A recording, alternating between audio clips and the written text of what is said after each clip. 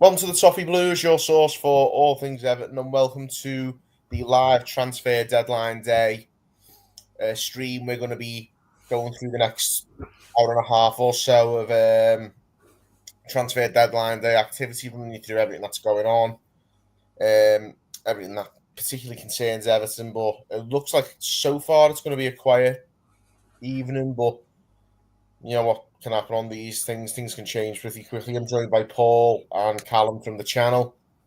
We're going to be discussing basically all the business across the league, really, but because there's not a lot to discuss on our front, really. Thus far, it looks like Carlos Alcaraz has passed his medical, but even that hasn't been officially announced yet.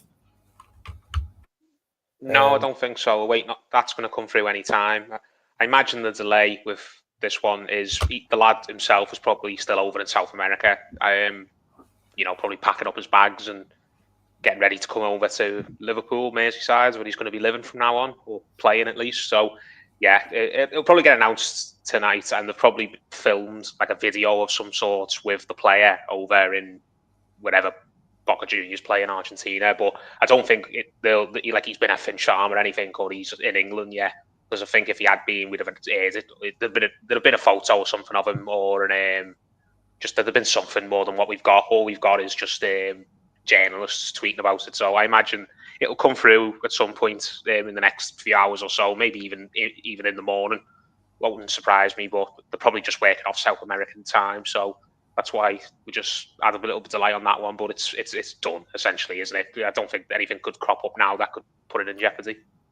Yeah, fingers crossed. Let's hope they're not sticking to South American time because, of course, the transfer window closes at 11 o'clock English time. So it'll be very Everton to mess that up. Or better still, they might just do what Howard Kendall did when they signed Dave Watson and famously turned the clock in the meeting room back a couple of hours to give some concrete proof that the stuff you could get away with before, social media and mobile phones and things like that.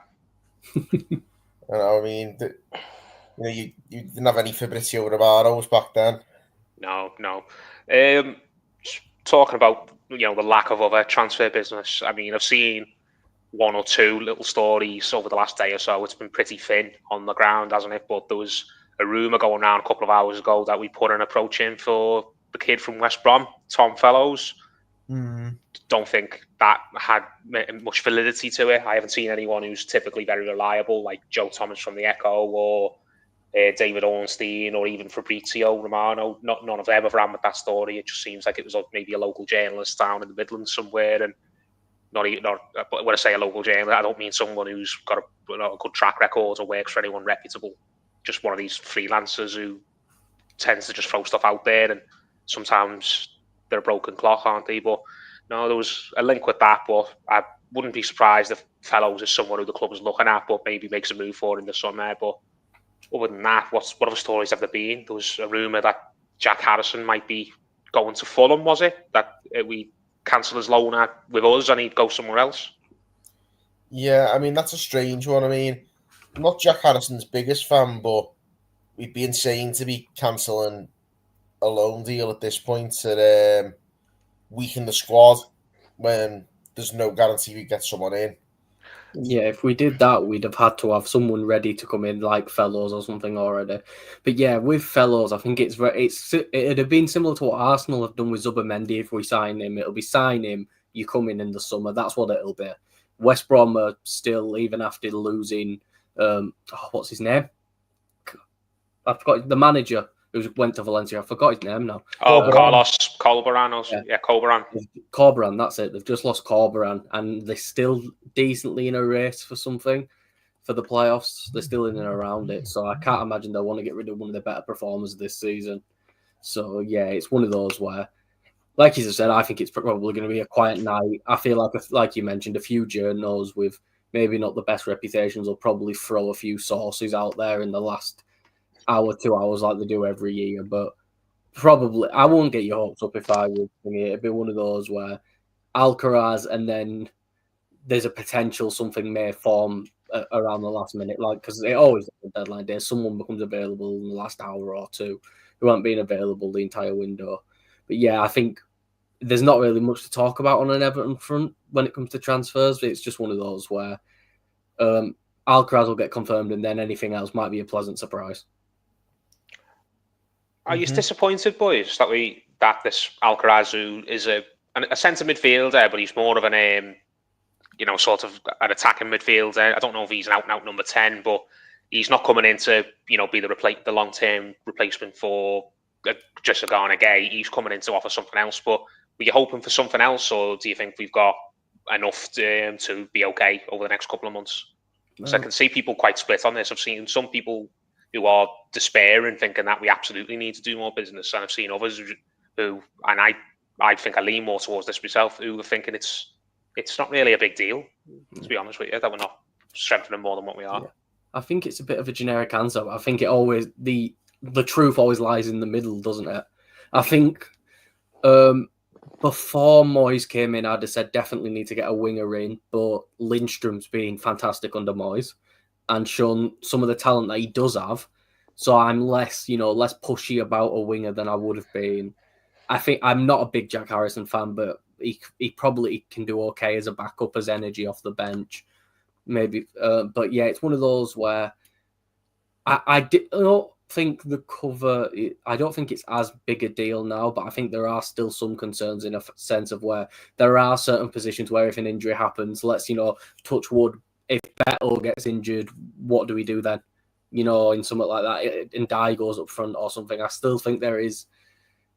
But I think it's the thing is what I appreciate what the club are doing is they're not rushing out because they know it's not a desperate requirement. They're not just rushing for whatever's available. It does seem like they only want to bring in the right players. So again, I think we could do more business, but I don't think it's like a desperate need or, if we don't do it, we go down like we might have thought under Daesh. Yeah, I think it's a sort of. I would have liked one more. I think possibly another striker, but people are saying that the prognosis is a bit better than expected for Calvert-Lewin and Broja, so we might see them again soon. Obviously, Mangala's out for the season, so maybe we should have got another midfielder, maybe just a cheap loan or something. But it's what's out there really. If there's nothing out there that meets what we're after, then we can't really go for anything. No point spending unnecessary money on players we might not have a long-term plan for. No, unless it's a youngster who we're going to groom slowly, like Alcaraz. Alcaraz is 22, I believe, which is still pretty. It's not a kid exactly, but he's still very young for the position he's going to play on the pitch. So it's not like we have to get him in the team straight away. But unless we're signing a very, very young player, then I'm not really interested in seeing us get a loan for a player who's going to sit on the bench for the next 3 months and only get on in a needs-more situation. Because what's really the point in that? Really, we've done that in the past. We've had loans like who did we get a couple of years ago, and he didn't kick a ball. Josh King, that's what I'm trying to think of. Now, got the likes of Josh King on loan in the January, and he didn't kick a ball for us. We had who's still at Cardiff? Is it Cardiff now? Dutch winger. Dutch. I think we brought him in and didn't even register him. Oh, El Ghazi. El Ghazi, that's it. Yeah, El Ghazi. Well, El Ghazi was, there was something very fishy about that one. But I take your point. Yeah, it was just another player we brought in, and just the manager who ended up coming in to see out that season just had no use for him at all, and I don't blame him for that. El Ghazi was another one. Even players who we bring in on permanent deals and we use them in 1 or 2 games and we just quickly realise, oh no, we're not going to get a tune out of this lad. The likes of Morpay, the likes of Rondon, Townsend. I know Townsend was unlucky with the injury, but there was no plan in place for using Townsend. He had a pulse, didn't he? And he was willing to come for a cheapish wage. We should be moving past these types of signings now. As you said, it's not a case of we just need anyone who might just put in a 6 or 7 performance out of 10 here or there. And that 6 or 7 out of 10 performance might be the difference between a win and a draw, or a draw and a defeat. And that point or extra 2 points could be the difference between the staying up and going down. These last few results, the 3 wins on the bounce, I think have really calmed everyone down and stabilised the situation of the club. And made everyone sit up and realise that this squad is not as diabolical as a lot of people were telling themselves it was, and other people were telling us that it was. I mean, it's not a great squad by any stretch of the imagination. It'll do well, I think, to get more than 40 points. Because if we get, let's say, 45, to get to like 44, 45, we'd have to win 6 or 7 more games, realistically, I think, wouldn't we? And yeah, I don't see us winning that many. I can see us winning 3 or 4, though, easily. And that should be more than enough. If we get in the high 30s, then you'd think we're probably going to be safe as houses. And is there really much difference between us, just for the time being, finishing 14th or finishing 12th? I know it affects your PSR, but is it going to affect any long-term planning? Not really. Yeah. I don't think so. It's just a case of getting to the end of the season now, isn't it? And seeing out the campaign and saying goodbye to Goodison and maybe making 1 or 2 good memories along the way. But it's not a critical emergency like it maybe people were thinking it was 3 or 4 weeks ago when we had the last manager. So I can understand the club that saying, you know what, we're going to keep our powder dry. We're not just going to bring someone in and gamble on them and hope that they're all right. Because if we get to the middle of March, when we've got other players coming back and the real first team players, we suddenly don't have a use for this player anymore. And what are we going to do with them from that? Just leave them hanging around Finch Farm?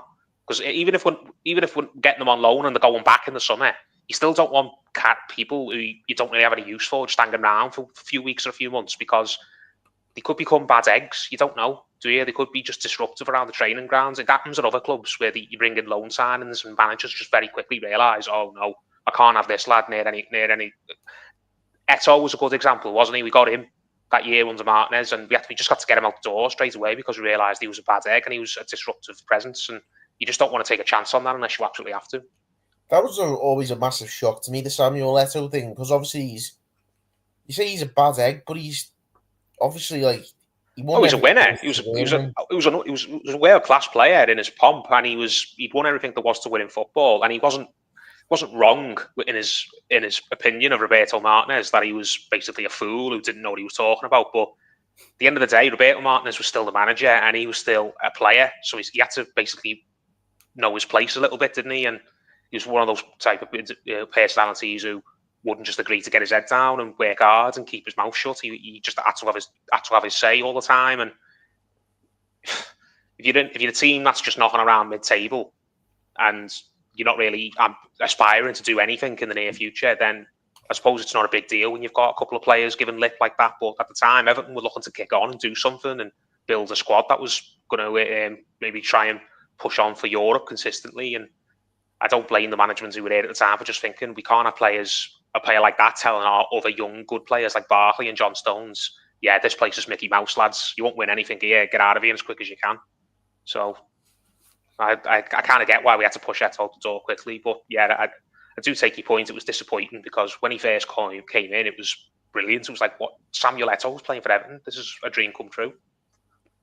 Yeah, it's one of those, isn't it? So I think especially at the time, considering we had arguably a top 3 striker in the league at that point, maybe not at that point yet, but very much was about to get to that point at least anyway with Lukaku.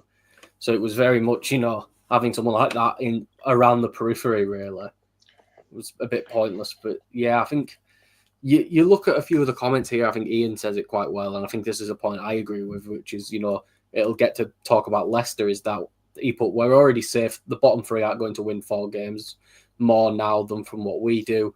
And then the actual channel comments down below, Leicester not doing any business today, they're in trouble. I think it's one of those where I do think we've got a bit silent. Yeah, I think we've got a bit lucky again in a sense that the 3 teams who are going to go down are just horrendous, are just really, really bad. I think it's one of those where, even though I do think we're better, I think you can tell under 4 games under Moyes, this is much better than anything under Dyche, and I do appreciate what Dyche did for us, but I think you can just see the clear, ambition.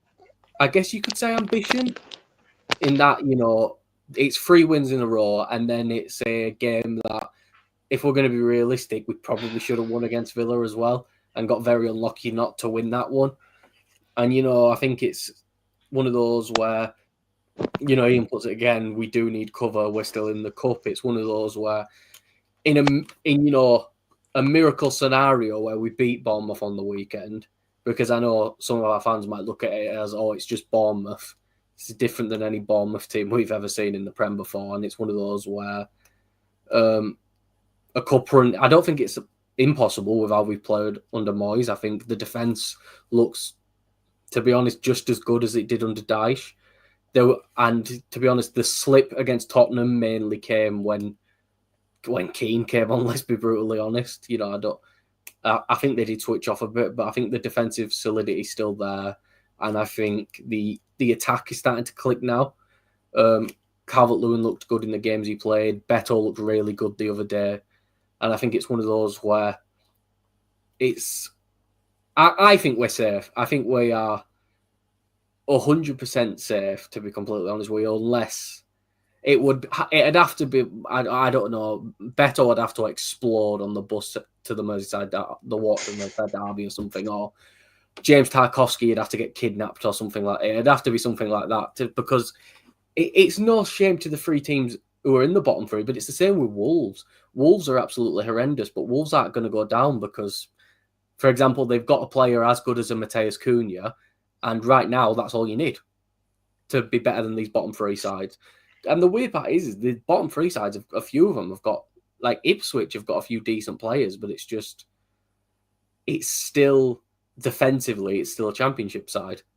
You can have your Liam Delap's, but then you're relying on a player who it's his breakout season, and it's his first, even in the championship, it's his first season of real standout football. And you can't expect players like that to rely on it yourself. It'd be like us going, someone who's not really ever broken out. The only one I can think of is maybe like a Harrison Armstrong. Obviously, Delap's a bit older, but going, here you go, Armstrong. Here are the keys. You're going to have to save us, mate. So it's one of those where, yeah, I just think we're going to be okay. And to be honest, like you said, Paul, I don't think there's any difference between, to be honest, from 17th to 11th besides the prize money. And I think we're going to be okay with PSR, especially if we don't buy anyone else this window, because I know that the Friedkin said it was £33.5 million was available to Moyes. I'm not saying this is exactly how football works, but in an ideal world, if we don't spend that, that means there's say we end up buying Alcaraz for 15. That's an extra 20 million in the summer added on for us to spend, because I do know the PSR stuff's changing a bit as well. So I think it's a bit more lenient for us. So I think it's one of those where I've said it a few times already. I don't expect us to make any signings, but I'm still in a positive feeling about the club. But just because of how we've played under Moyes, there's been clear signs of improvement, and that these players were clearly better than a lot of us thought originally, and they just needed the right man in charge. A massive boost would be, does anyone know when Dwight McNeil's due back?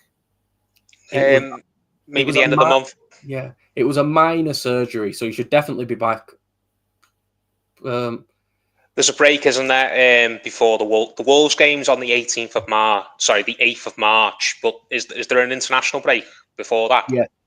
Yeah, I think he'll be back after the international break. So I think he'll do well to play any of the next few games before the end of February, but we'll probably see him in early March.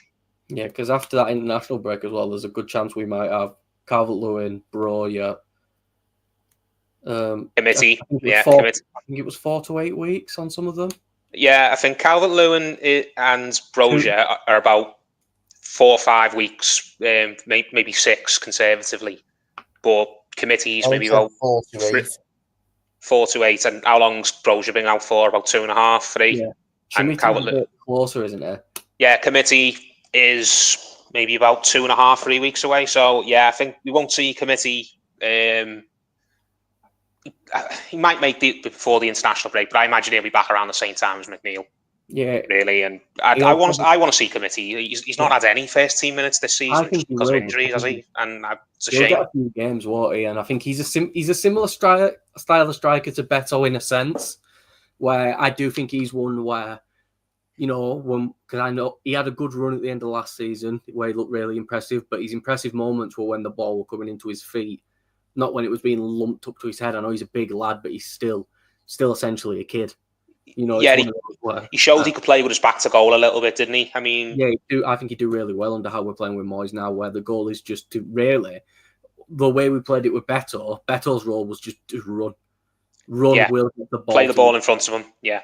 You don't have to come deep, just run. That's all you have to do. We'll figure the rest out. I mean, if let's say the results, stay pretty okay over the next month or so, where we're not losing every game, we're not going to win every game. That's unrealistic. But let's just say we pick up another 4 or 5 points out of the next 3-4 games.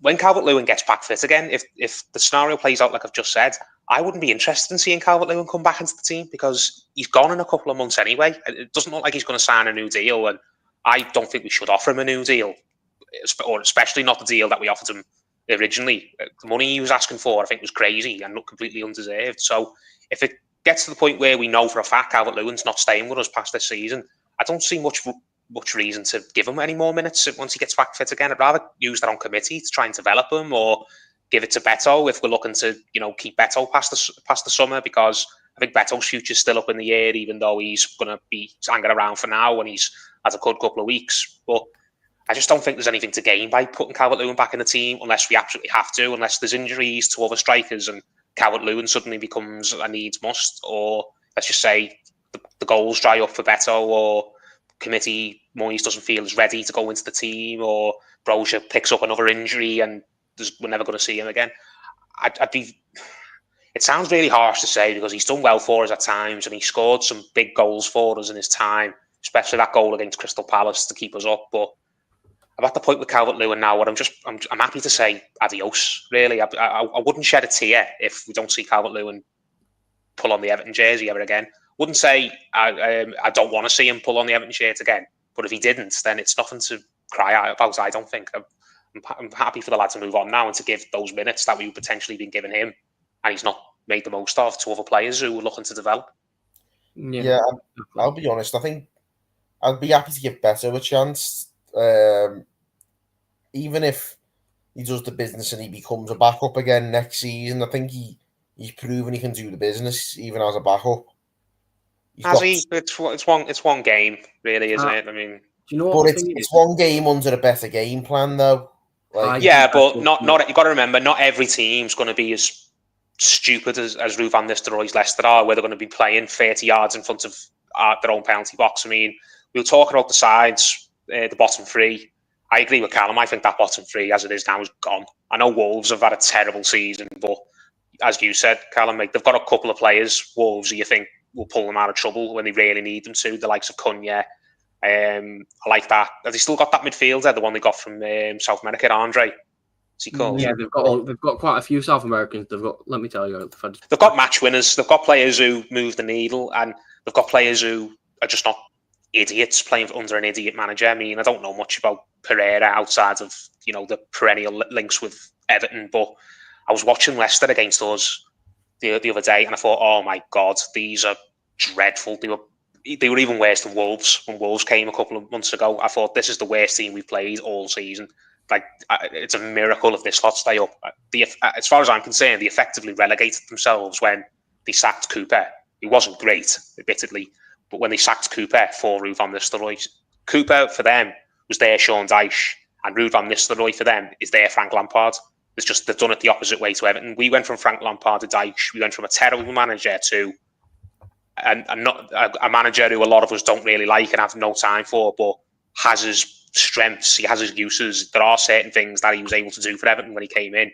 I feel like they just did the complete opposite. Cooper was a pragmatic manager who probably would have ground out a decent amount of points considering the squad he had to work with. Whether it would have been enough in the end, I don't know. But when they hired Ruud van Nistelrooy based off nothing, based off vibes, based off his name and the fact that he was an assistant to Eric Ten Hag for a couple of months before Ten Hag got the sack, they basically just, as far as I'm concerned, shot themselves in the head because they were terrible in the game plan against us. They made Beto look like the Lukaku for an hour.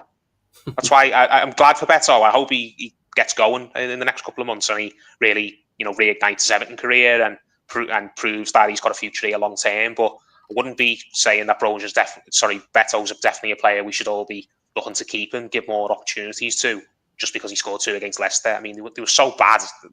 Morpay might have got a goal against them. No, I think Morpay would have. Especially that third one. It's a good run from Beto, but that third goal is all James Garner's through ball. that third goal is all James Garner's through ball. Because at the end, and the thing is as well with Beto, I feel like Beto's going to be. I feel like Beto is going to have a bit of a Yelovich half season where we'll play a few of these highline teams and he'll catch them. Might end up on 7 or 8 Premier League goals.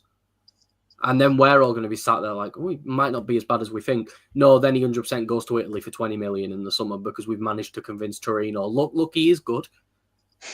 That's what I think. And do you know what? I think in Italy, he could be a 15-goal a season striker in Italy. But I think he was for Udinese before we bought him.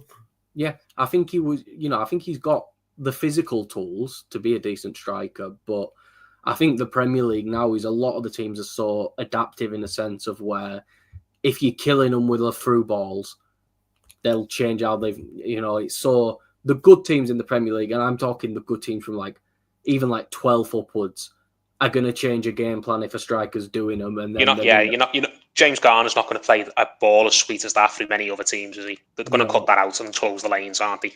100%. Yeah, exactly. Garner's probably had his eye on that ball all game, and then he's finally seen the chance to do it and being like, right now, because he's not. Garner probably picked up that ball 20 minutes into the game after we were already on the I'm going to get these ones this game. And I think, to be fair to Garner, I was worried about Mangala going and the injury because I thought Mangala had been really good and I think he deserves a lot of credit for how I think he was probably a lot better than what we all expected. I think he was a bit of an unknown when we got him, wasn't he? Yeah. I think a lot of the praise does have to go to Idrissa Gueye, who I think he has really turned back the clock this year, in my opinion. And I think that has made space for Mangala to be a bit more progressive on the ball. It made space for James Garner to be able to fly forward a little bit against Leicester. But yeah, I feel like a lot of us kind of forgot that James Garner can be for us, a really good midfielder. And I think because he's been out so long, and I feel like he is one we can trust. I think Robinham's good enough to be a backup. I know he only had a short supply, but I think he's shown all the tools to be a good backup. And then, we've got the new lads coming in who's going to want to find a role and be enthusiastic, take Decore's role, hopefully. Because, no offence to Decore, bloody that work ethic he showed against Leicester how it can work when teams switch off on kickoff. But I think with Decore, it's just bloody hell, man. It's times near, for me. It's times near the end now. Decore. Well, I think that's why we're loaning Armstrong out and loaning Alcaraz in. I think Alcaraz comes in if he does well. It's the Dele Alli situation all over again, isn't it? In a sense of where because we pay the obligation if he plays a certain amount of games. It's just going to be Dele Alli again, where if he's crap, they're just going to go, we're just not going to play him, mate. We're just, Except we do have the option with Alcaraz to not sign him if he doesn't meet the criteria by the end of this season. Yeah. Whereas with Dele Alli, we were stuck with him regardless. Yeah, we just didn't have to pay any money for him per appearance going forward. It's a much better deal, Alcaraz, than Dele Alli was. Yeah, I like Alcaraz too. I think that was a player I was trying to. He was the player I was trying to think of before when I was thinking who's another player we brought in January where we had one look at him and thought, oh no, what have we landed with ourselves here? It was Dele Alli, And again, that might sound harsh because I know Dele Alli's had a lot of other things going on in his life that no doubt affected his ability on the pitch, but in the cold light of day, especially at the time we signed him, we weren't in the position to be putting our arm around players like that and showing all the patience in the world with them and being really understanding. We were a club that was scrapping for its survival at the time, and last thing we needed to do was just bring in a player who was unreliable and unmotivated and chronic. The thing is with Dele Alli is I'll always have a weirdly fond memory of him at Everton because we didn't pay anything for him, and I've always said if he don't come on against Crystal Palace, we don't do that 2-0 comeback. And it's not like he was world class or anything, but I think he facilitated the play enough to get us in those positions to score a lot of the times. And at the end of the day, we paid naught for him, and he played a vital part in the game that kept us up. It's one of those where no ill will at all towards Dele Alli. I'm just pleased he's not our problem anymore. Oh yeah, 100%. I think Italy's the perfect move for him, to be honest. Where's he gone? Como with Fabregas. Yeah, well, learning under Fabregas, much slower. Well, not much slower, but slower pace of the game. It's one of those where he'll be able to dip his feet in much easier than just getting thrown straight into the Premier League. Como's become a proper like veterans club, hasn't it? There's a lot of like ex-players. Like They had Varane before he retired with his injury. Dele Alli now. It's Cesc just calling in all the favours he can, and it's basically become Cesc Fabregas's little project, isn't it? Yeah. So their owners are bloody. Let me check here. Their owners are stupidly rich, like stupidly rich as well. Like I think they've got some of the richest owners in the world. And are they owners? Are they Saudis or? No, I think they're American, but they are. I saw something on them because they were linked with. They almost ended up getting Rashford. Before Villa got interested? This win? No. I think Marcus Rashford wouldn't come to Como. Marcus Rashford probably can't point out where Como is on the map. I think Como's one of those places in Italy, though, where all rich people go, which is why they've got the... It's not one of those places where there's... It's like Monaco. No running water. It's like Italy, Monaco, I think. It's all the rich people go there. Tax haven. Speedboat country, one of them. Yeah, even now, they've got that Belotti in, they've got that Kakare in from Lyon, who we wanted for a bit. They've got a lad from Real Madrid on loan who's really good. I think it's one of those where they're just trying to build a project in Italy, and I think, it's one of those where it's not. Is it easier than coming in here and just immediately? I mean, saying that, Bournemouth have done it. Quite a few teams have done it recently. Is it one of those like projects where it's like a Notts County where they've had owners rock in and they're promising all these big signings? And they've flown up the leagues, yeah. And one day those owners are just going to disappear and the whole house of cards is going to come tumbling down. Yeah, that's what it'll be if they don't go up the leagues. Because that's what it's reminded me of, a bit of a Notts County where they make they have all this big talk and they make a bit and they get one or two big signings and everyone's thinking, oh my God, imagine what this club's going to be doing in 5 years. But then all of a sudden it just becomes a documentary one day about what this mad scam that happened for a couple of months or a couple of years. What is this? Official news, Bradley Moonen has joined Prescott Cables on loan for the rest of the season. What's Prescott Cables? Is that like a small business or? Prescott Cables. That's a football club in Prescott. I'm pretty sure they're like amateur. They play in non-league Premier with #United, Dover Athletic. I think this is the league below the National League North. That's actually not that. I mean, it's not that low down. I thought they were lower down than that. But do they have goalposts with like jumpers? Do they use jumpers for goalposts or cones for goalposts? Because that'll tell you what level they are. They might not have jumpers. Yeah, that's a rough looking goal, but like where there's broken glass on the pitch and all that. Stadium actually looks quite. Cool. I'm not going to lie to you. Going back to the football for a minute, you mentioned Marcus Rashford. He's at Aston Villa got an option to buy him or an obligation to buy him, or is it just a straight loan? And then if he kicks on, because I'd imagine United. I don't know. I mean, it seems like that manager who's gone in, Amarin's just absolutely not having him. But if United, continue to toil between now and the end of the season, and then maybe they don't get the signings they want in the summer, then it wouldn't shock me if United decide to just welcome back Rashford with open arms, especially if he goes and he does the business for Villa. Well, that's what they're hoping, isn't it? I think they've done it like this because he's thrown his here we go, option to buy 40 mil on. That can't be that. Is that it? Look, like I know it's 40 mil sounds like a lot, but I don't know if it is for. If he goes and bangs 10, 15 goals in before the end of the season, then it's not that much, really, is it? It's not. I don't think he'll have another season where he gets 30 again. But if he can get 20 goals over the course of a full season, then 40 million is going to look pretty cheap for an English forward. Marcus Rashford. I do expect his form to pick up again now. I don't think he'll ever again get back to the levels he was 2-3 years ago, when he was arguably player of the season. But I still think 27. Yeah, I think Rashford, if he gets back to the level that he's capable of, I think Rashford's still a top 6 or 7 level player himself. Yeah. It's not like he's bad as well, because even he had bloody. I promise you. Do you know if Far Bashiri was still here and we still had money splashing around? The Everton of 2019 or 18, we would have gone and got Rashford on loan. 100%. That is 100% a Farhad Moshiri type signing. That 350k apparently his wages. It's one of those though where, you know what, it's 350k now because it's his United deal. It'll be 200, 250 if he goes permanently to Villa. He's going to have to take a wage cut. It's one of those where it's like a Ben Chilwell going if he moves permanently to Palace after the season. Palace aren't giving him 150 grand a week. It's hard. The thing we say about Calvert-Lewin. Some club in Saudi might, but no. If he no club with any sense in England's giving him that money. No. Yeah, that's what I mean with Rashford. It's one of those where he'll get 200, 250. And you know what? If he's scoring 20 a season in all competitions, English as well, he'll sell shirts because of his name and stuff like that.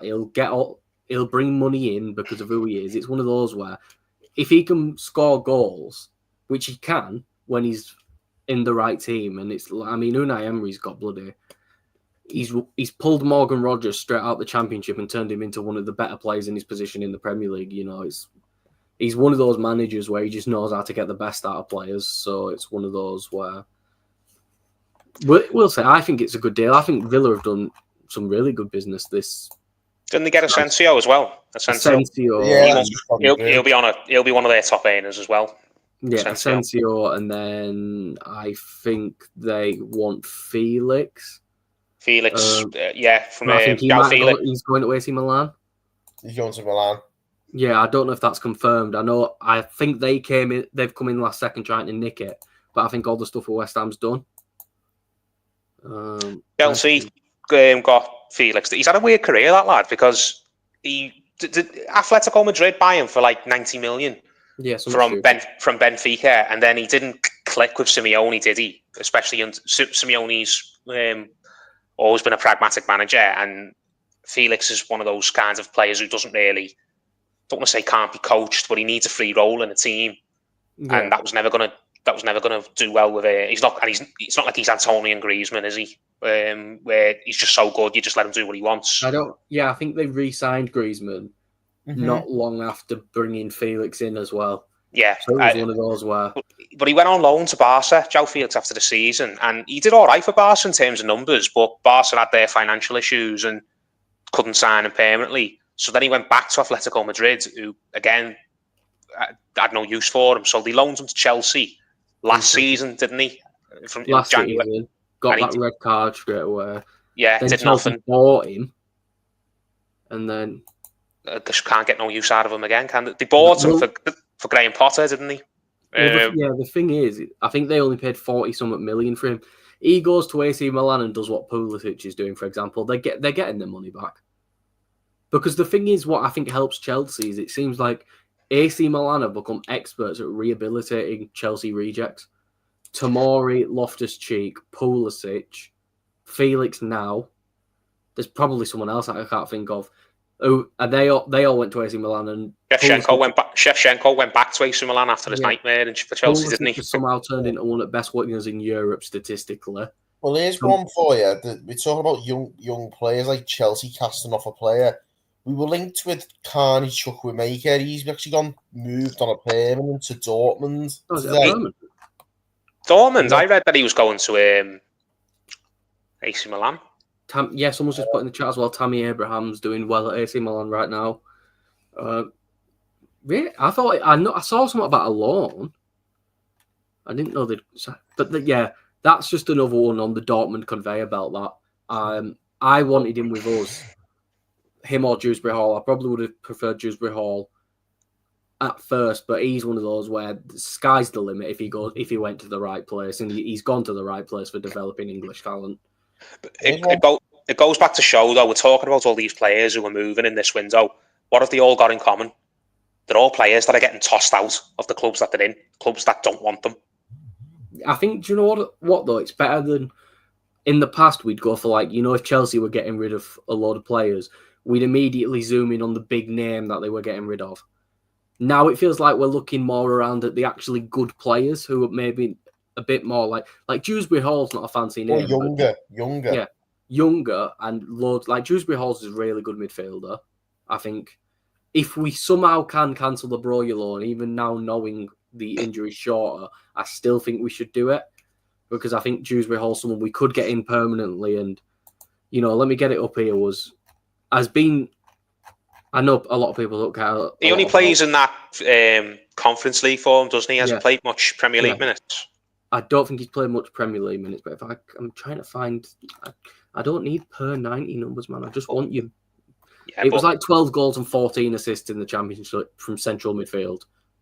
He's a really good player. He's one of those where, kind of like Decore when he's at his best for us, where he can arrive late and smash one in. But I feel like he's much better with the ball at his feet than Decore. I think he's one of those where, he's only started one game this season. Yeah, and he's played 130 he's a player who's got to get out of Chelsea then, clearly, hasn't he? Yeah, and he's one who easily as well could be starting for a Bournemouth, Fulham, a team, who are currently up the table. I mean, Ross Barkley's getting minutes for Villa. He's just as good as Ross Barkley is right now, in my opinion. I think it's one of those where... So I think it's one way it would be a really smart deal. And he's one of those as well who... He's one of those versatile midfielders similar to Alcaraz. Bloody hell. Alcaraz. Attacking midfield, centre midfield, defensive midfield. One of those who we can put him all around. And he's one of those as well where... If Moyes wants to change the system next season, he'll be able to do any role in the midfield Moyes wants him to do. Do you know one player who we were linked with heavily in the summer, and I was so happy we didn't get him, and I've been proven right because what's he done so far this season? Calvin Phillips.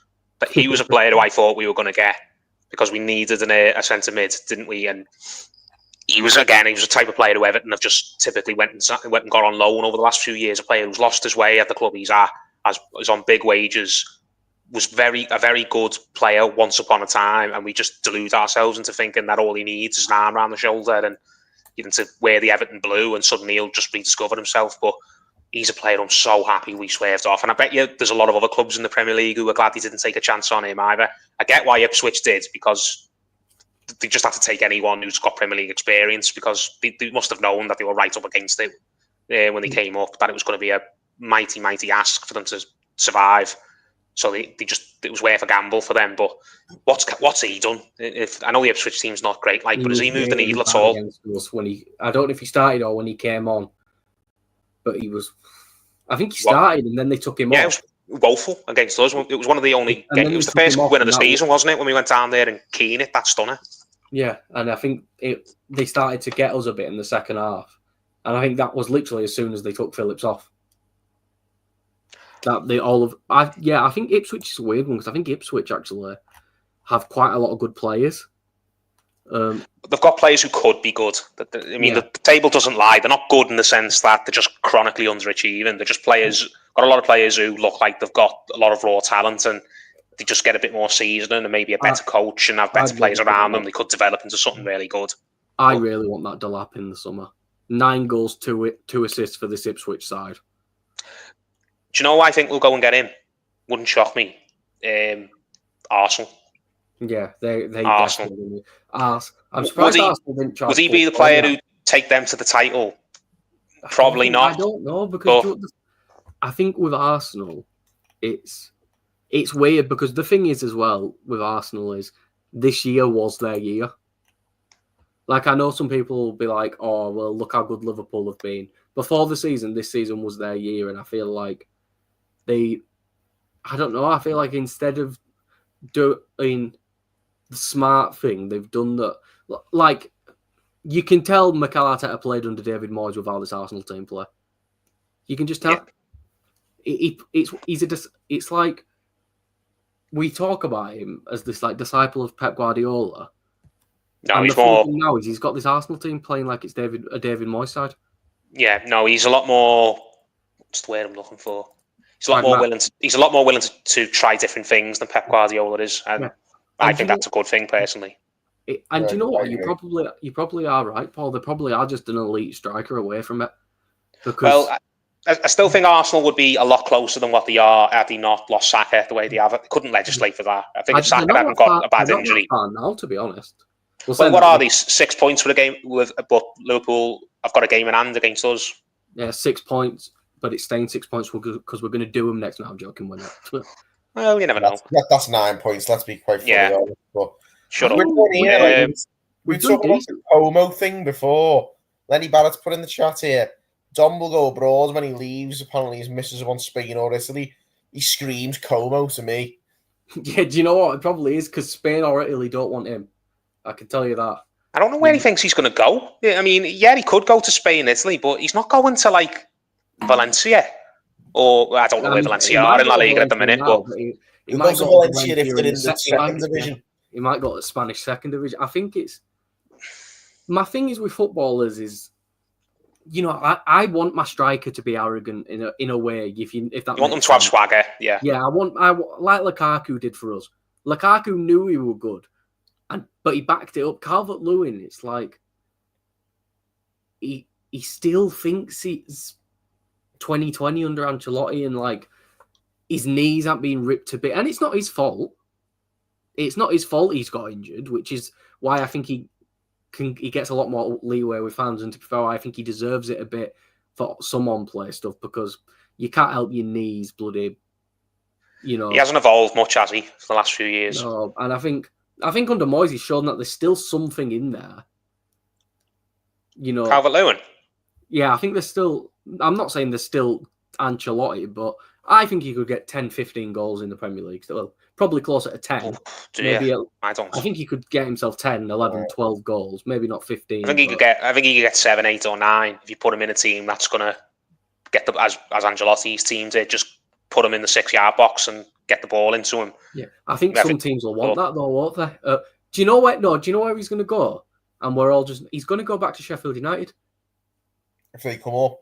Yeah, I mean, I think Sheffield United are going to come. If he makes his wage demands realistic, because if he demands a wage that's anything close to the wages demanding off us, then they're never affording him. He'll have to drop his wage demands massively. I think it wouldn't shock me, as you said, he just goes to a vanity project club, whether it's whether it's Como, whether it's some club in France or Italy that's got an owner that's throwing some money around. But maybe Torino, the Saudi league.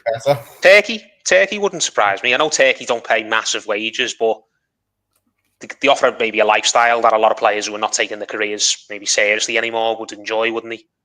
Yeah. Dele Alli went out there, didn't he? So what about Saudi? Saudi's the one, I think.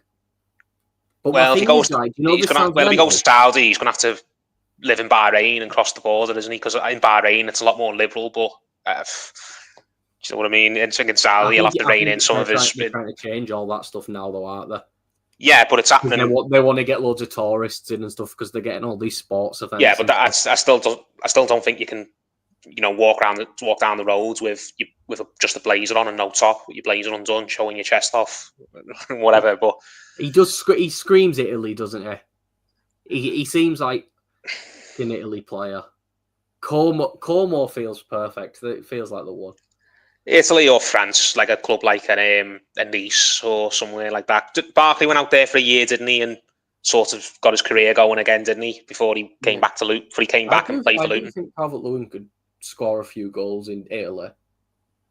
I definitely think he could. Yeah, I think he could get 15 in Italy. To be honest with you, I'm not saying Italy's like the worst league ever, but it's one of those where it depends what club he plays for. If he goes to Italy and plays for a Fiorentina or a Napoli or Napoli are top of the league now, but you know what I mean. Moise Keane's banging them in out there, isn't he? And Moise Keane didn't look anything good when he was at Everton or when he went back to Juve. But he goes to kept him out the team. Yeah, if he goes to an Udinese or he goes to a Hellas Verona, if they can somehow work a deal out with him wage wise, but I don't think he goes and scores bucketfuls for those type of teams that don't have much quality in them and don't have creative players. He'd have to go to a team. If he's going to score any substantial amount of goals in the rest of his career, he's going to have to go to a team that's got loads of creative players that are just going to put the ball in the 6-yard box for him, like we were doing for that 1 year under Carlo. I think that's the only type of goals he can score now. Well, he can't finish a one-on-one with his feet, and he can't run in behind anymore because he hasn't got the legs. And I know he scored a really good finish against Spurs the other day, but how many types of those goals has he scored in his career? You could probably count them on your fingers, couldn't you? Was it Villa or Spurs, the miss right at the end as well? It'll be Villa, because it would have won us the game. He was through on goal, wasn't he, when we were 2-0 up, and that would have killed it. I swear it was Villa. Oh, I'm thinking of Villa away earlier on in the season. You mean Villa at home? Yeah, Lindstrom squared it across to him and he misses an absolute. The one off. Yeah, that's it. I know which one you mean now. No, but he missed. He went 1-on-1 with Martinez at Villa Park earlier on in the season. I can't remember if we were 1-0 up or 2-0 up, but it would have put us out of sight. I think at the time, if he'd have buried that and he fell over his own feet. I don't get it though, because even at his best under Ancelotti, he was horrendous 1-on-1. But I mean, saying that, he had one of the better creative players of the bloody 2010s giving him the ball. You know, he's in bloody numbers wise. He's a tap-in merchant, and that's one thing I will say is, like, I know you were saying you don't rate Beto as much as perhaps maybe I do, but them two finishes from Beto against Leicester, and Leicester were rubbish, of course they were, but obviously Beto was given the space there, but Calvert-Lewin got space like that earlier in the season, and those two finishes on Saturday were better than anything Calvert-Lewin's must have, apart from maybe that Spurs game. Beto clearly doesn't overthink when he's got a one-on-one, when he's got a chance to bury. It doesn't mean he's always going to score or he's this brilliant finisher, but you can just see with Calvert-Lewin in his body language that when he gets through one goal, his thoughts just going a million miles an hour. He doesn't know whether to shoot or whether to dribble around the keeper or whether to hold on to the ball a split second too long. Yeah, I don't know what it is. Weird, because in the simple situations, Calvert-Lewin will struggle, but then you have these really instinctual ones like the headers and the quick, and he'll do really well with them. Like, he did that more with the headers. Yeah, no, he's just a 6-yard box striker. He's a tap-in merchant, and there's nothing necessarily wrong with that. It's just those type of players. They only tend to be useful when the entire attacking in the team is basically structured around them. Ruud van Nistelrooy was one of the best Premier League strikers we've had in the last 20 years, and he was a tap-in merchant, wasn't he? I mean, I'm trying to think of some ones. Robbie Fowler scored a lot of simple finishes, didn't he? I'm trying to think.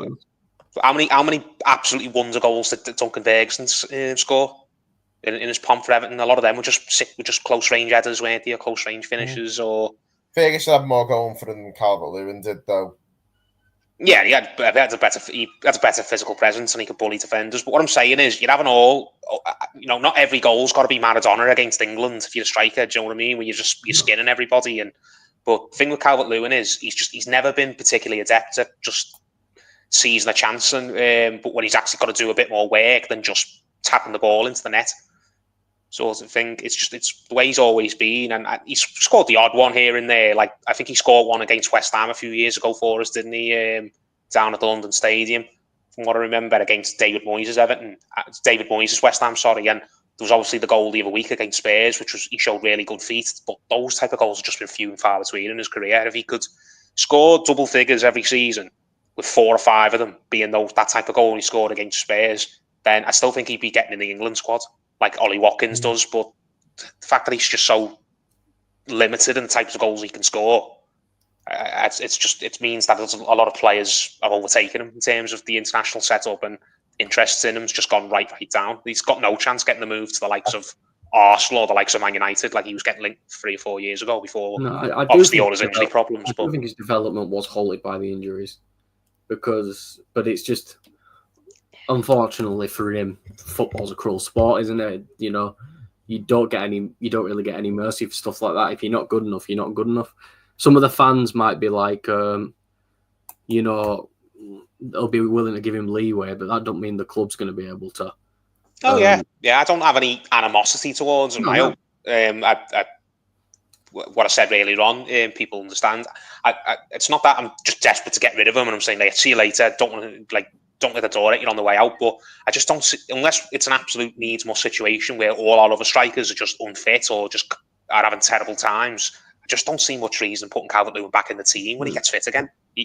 I think it's at the point now where we're best just investing in other options who are looking to actually get something out of long term, rather than just giving minutes to a player who's not going to be here in 3 months. I just think this style suits the team a little bit better as well. I think, I weirdly, Calvert-Lewin's better at bringing others into play, but Beto just running and stretching the pitch and making more space is so much better for someone like an Ndai, because he's got the space to dribble around. Lindstrom's got the space to run into and square it across the box. I think, don't get me wrong, I think Calvert-Lewin probably helped by the fact that Mykolenko's suddenly now learned how to cross a ball as soon as Leighton Baines has got his hands on him. But it's one of those where I just think, like you said, I just prefer this system so much better, to be honest, than what Calvert-Lewin will do. Is because my thing with Calvert-Lewin is he'll get the ball from a goal kick. He'll do it. He'll do a really nice bit of hold-up play and he'll keep it. But then he'll give it to Ndai and then we're like, move then. What now? Yeah. Now? He's not going to make a run for Ndai to play it back through. The best part about Beto is Beto's just going to run. And you even notice it with Pickford's goal kicks now. Pickford's goal kicks aren't to Beto. They're in front of Beto for him or stuff to run onto. Or he'll play them out wide now instead of like to the head of Calvert-Lewin every time. I think the team's just a lot more dynamic than it was under Dyche. And obviously, that's just the difference in managers, really, and how they want to play. But I just think Beto offers so much more, weirdly, for the other players around him than Calvert-Lewin does. Yeah, he's more flexible than Calvert-Lewin is in terms of how you can use him, even if his quality isn't quite there. Like, he's not as good as what he's good at. He's not as strong at it as Calvert-Lewin is with what he's good at. But no, I understand your point. And I think it's just one of those as well where, with this team, the way we're going to get results is by giving Ilman and Ndai the ball. And to be honest with you, Calvert-Lewin takes touches away from Ndai because he wants to come deep and get the ball. Beto gives more touches to someone like an Ndai. And Ndai is, it's weird to say this about an Everton player because we haven't had many of these for a while. He's a game winner. He's a player who can win games by himself at a time. With dribbling through someone and striking a ball. He's that good. Like I said, I think he's ability-wise the best player we've had since James Rodriguez. And that's 5 years now? 4 or 5 years? Mm-hmm. Just, you mentioned Mykolenko, just getting on the subject of fullbacks. The fact that, O'Brien's come into the team at last and he's playing more than the sort of... He's not an out-and-out right back. The system we're playing, it's a 3 at the back when we're defending, or a 5 at the back, but it's more a traditional 4 when we're actually on the ball and we're on the attack. So O'Brien, David Moyes doing with O'Brien what he did with Lescott, which he's getting him into the team, but he's putting him out wide because there's a lot less jeopardy when you're trying to defend from a wide position than there is centrally. Yeah, weirdly it works. The fact that O'Brien's come in and he's held his own and he's done okay, I think has negated the pressing need to go get a right back this window, because I've thought for months that, but it's been a problem for years, but especially in the last 6 months, I think right back's just one of these positions where we had to desperately sort it out because we were so short. I mean, Coleman's... I'm having a problem with the sound again. I think he does want to play a 3. I'll come back to you, boys. Oh. Yeah, interesting one here. Just Joe Mullins just put in the chat. Let me have a look. Arthur Cabral. Let me have a look at him. I'd take it with a pinch of salt. Personally, I think it's the official channel has posted that it's wide of the mark. Most are saying he's staying in Benfica. Yeah. Again, I think this is what we were discussing at the very start of the stream, where the deadline day is one of those things where tin pot journalists, for them it's their Christmas day. And again, they'll just pick out some players who are out of favour at other clubs and bandy them around and hope a bit of mud sticks, but I can't see this happening at this stage. Well, yeah, an hour ago, apparently we've had a £15 million bid rejected by West Brom for Tom Fellows, but then someone else had said we had a £10 million bid accepted. It's what makes sense of that then. Yeah, I would really like Fellows if we could do it. And even if West Brom went and give us 15 to take him now, or you can wait till summer and give us 10, I'd rather get him for the 15 now. I do think he is, if I get I know very little about him, to be quite honest. He's one of those where He's still really young, but I'm trying to see if I can find a comparison player to make it a bit easier. Sometimes they give you players and tells you who he plays like. But he's 21. 21. I think it's what it looks like is he's really good at creating chances. He's one of those. Yeah, there you go. Like if you have a look at like his assist numbers and stuff, all the assist numbers are in the green, and I know that's the championship, but I feel like the championship of recent years has produced a lot more success stories than it used to. I feel like more and more players coming up from the championship are doing really well. Someone put here he has 10 assists for West Brom, and this West Brom team is not that good. Like the league position's a lie. It's not. Yeah, got 10 assists. Pass accuracy is good. Chances created are towards the top of the championship. Successful crosses are towards the championship, top of the championship. Dribbles, top of the championship. Touches in the other team's box, near the top of the championship. All these stats that you'd probably want from a winger are towards the top of the championship. And at the end of the day, 10 to 15 million pounds for a 21-year-old English winger. You know, what's 10 million pounds nowadays? It's not a lot in the grand scheme of things, but if, like you say, we are still struggling a bit with PSR until the summer, is it worth the gamble? Do you know, my thing is though, if £33.5 million has been made available to spend, there's no way 10 million is going to affect our PSR. And if I'm going to be brutally honest, I've said this on like news videos. I think a lot of the PSR stuff's just journalists looking for an easy headline. Because you put Everton and PSR, it's going to get clicks because it's just the easy story because we've been in so much thing. I don't think we're nearly as low in PSR as you'd expect, unless we went on a bit of a spending spree. It's clearly still something that's holding the club back because I think even Moyes said it in the press conference. I don't. Obviously, the situation's not as dire as it was a year and a half or so ago, but it's still something where I don't think we can afford to be getting any signings wrong, even if it's for what is relatively small fees. If we're going to sign a player for a couple of million, even, it's got to be a player who we're absolutely sure is going to work, sort of thing. And the days of getting pay crowds up to 5 million and then after one training session, never mind, write them off, just forget about it. We're not in that position anymore. You can't be wasting even a pound coin. But yeah, I do agree with the championship for a couple of years. It was one of those. It's not like all the top teams in the Premier League just turned the nose up at buying from the championship, didn't it? Everton included, even though we had all the success from it, especially in Moyes' first year there. But it didn't feel like there was any real success stories. But over the last 4 or 5 years, that's changed again, hasn't it? I think is Jared Bowen a really good example. Bowen's the best example. Bowen, Watkins, Morgan Rogers now. Who else? Bowen's, Watkins, Morgan Rogers. I mean, you look at the England squad. Quite a lot of the people in the England squad have got championship experience, even if that's just loans. A couple of them went with Lampard. A couple of Chelsea lads went down to Derby with Lampard. And Mountain there. Esri Konsa was signed from Charlton. I think he was signed from League One. Brentford signed him from even Adam Luckman. We got Adam Luckman from Charlton again, yeah.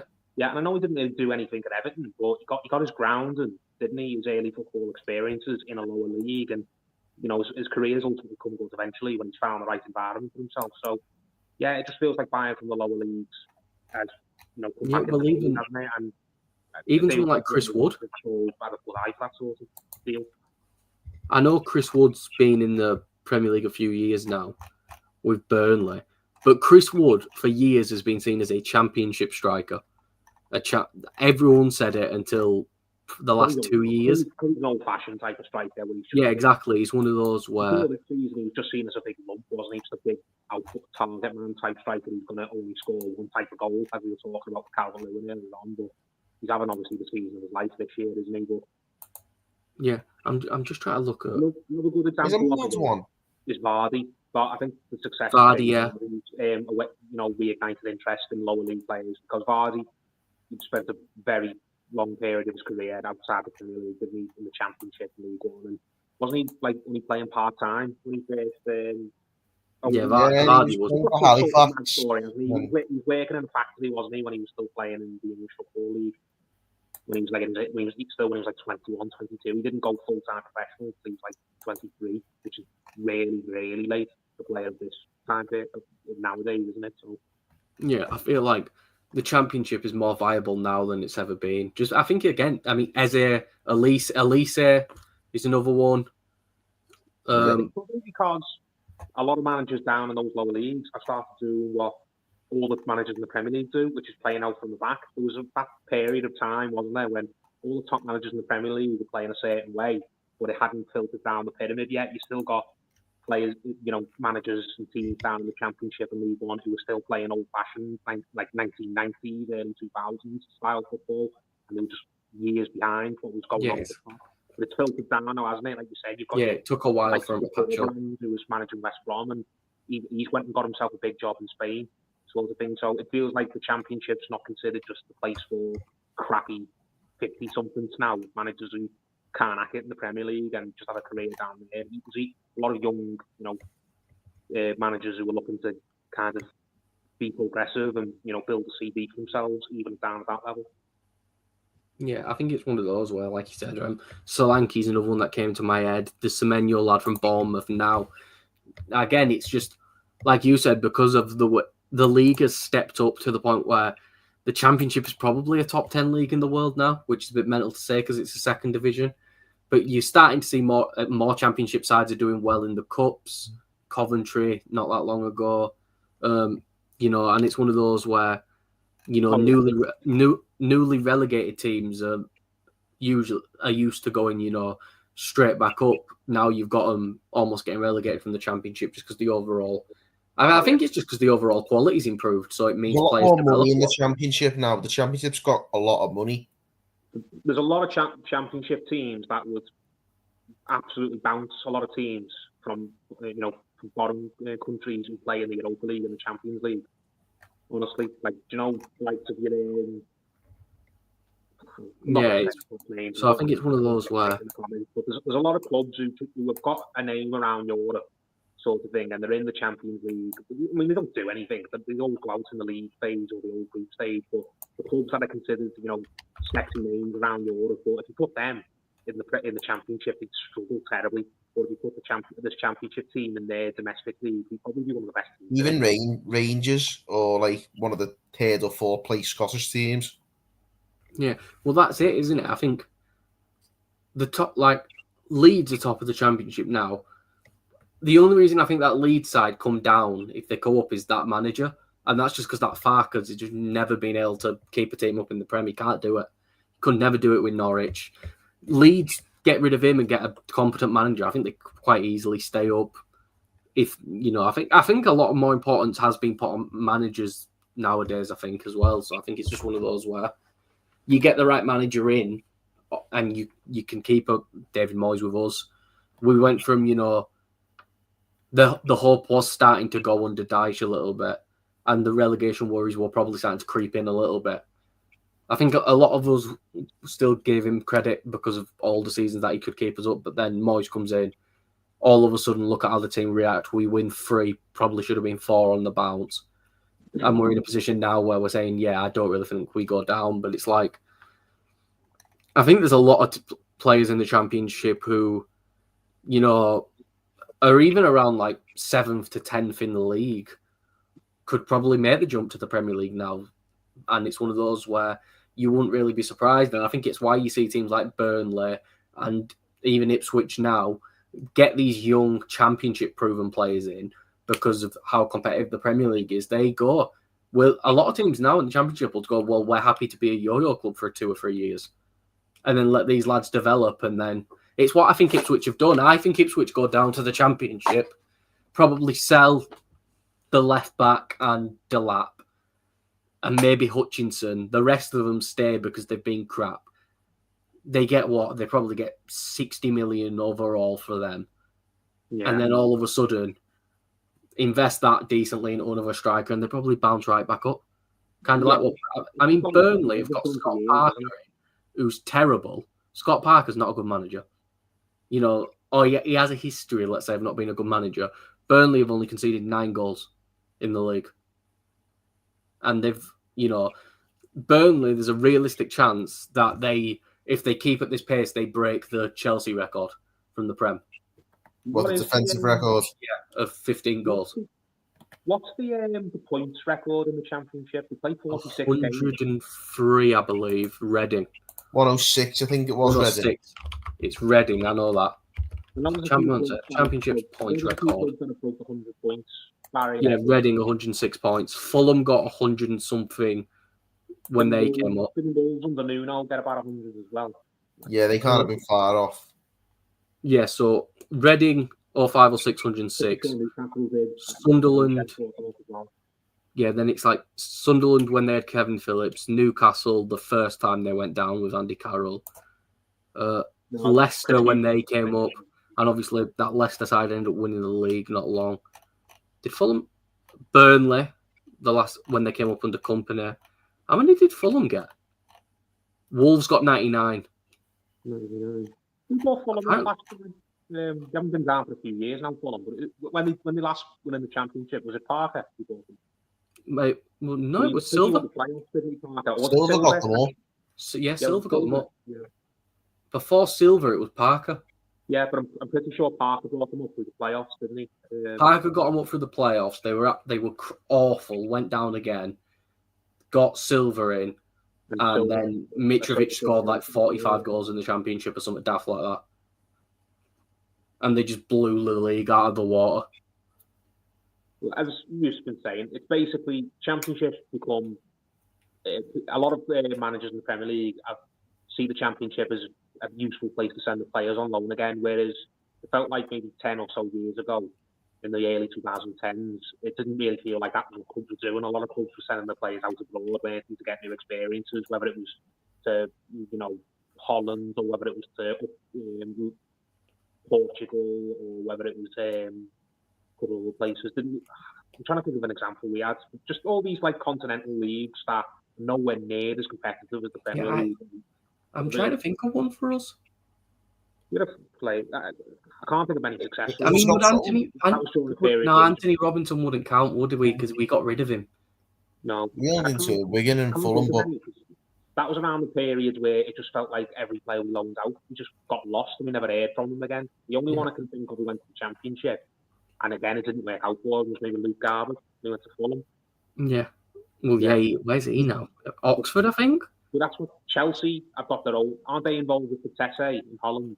They were, but they're not anymore. But it didn't really. Always where they loaned a lot of their players out to, and it felt like there were other Premier League teams who were kind of following that model where, no, we're not going to send them down the road to the Championship just to get booted up a little bit and get 40 games under the belt and learn how to, score from corners. We're going to send them out to a continental league under a sexy manager who's going to teach them how to pass out from the back and stuff like that. Whereas it's kind of gone full circle again now, where a lot of teams are thinking, no, go down to the Premier League, play men's football, get booted a bit, get managers shouting at you in the dressing room, you're not playing well, find out what it takes to play in a men's game. So just getting back to Everton, no, I don't know. Did you boys catch what I was saying before about the right back position? Yeah, Jake O'Brien and yeah, because he's done so well coming in. If you'd have asked me 2 months ago, I've been saying right back's a position you've got to sort out because Seamus Coleman's basically his career's over. I mean, when he plays again before now the end of the season, gets on the pitch, he probably will. Even just to get a clap, isn't it? But Coleman's basically hasn't. Coleman plays 90 minutes now and he's injured again for a couple of weeks. But he's probably at the point now where he plays a game of football but he can't get out of bed for the next few days. That's how much is wear and tear he's got. Ashley Young's done all right the last 3-4 months, but limits the size. We've seen the difference when you take Ashley Young out and you play Lindstrom as a right wing back. We've now got options on the right side. We can cross the ball in from that side now because Young could never get beyond could never get to the overlapping byline.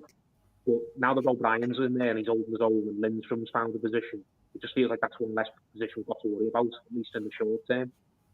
So I think if we see Jack Harrison between now and the end of the season, he'll probably play in one of those positions rather than playing as part of like a wide forward, where he's just they've got to take on. I genuinely think Jack Harrison would be a better, like you said, I think he'd be a better right back than a winger.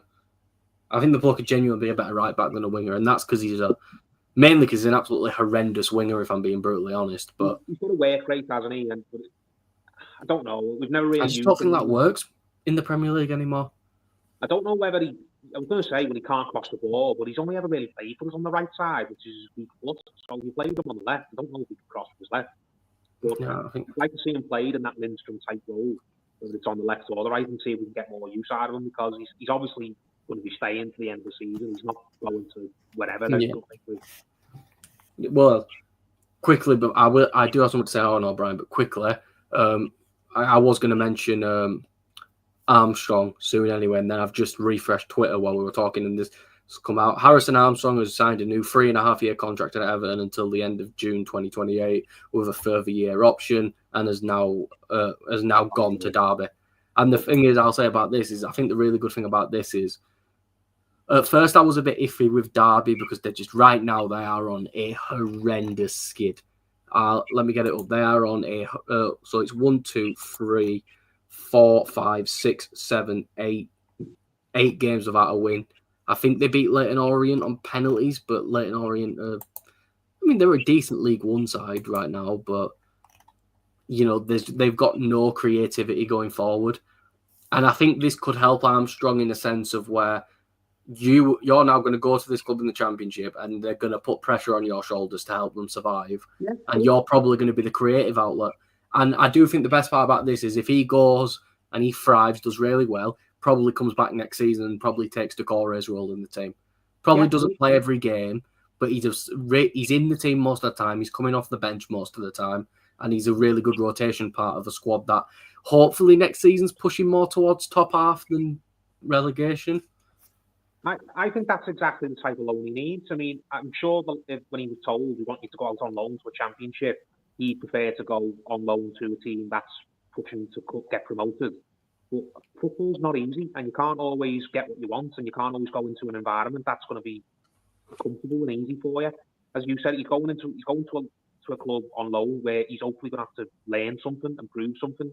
They're on a horrible run of form. They've got no sort of creative or offensive players who are doing well for them. So, all right, Harrison, Armstrong, if you want to be part of Everton's first team next season, if you want to take Decore's role, you want to say, give me that position in the squad. You don't have to give Decore a new deal.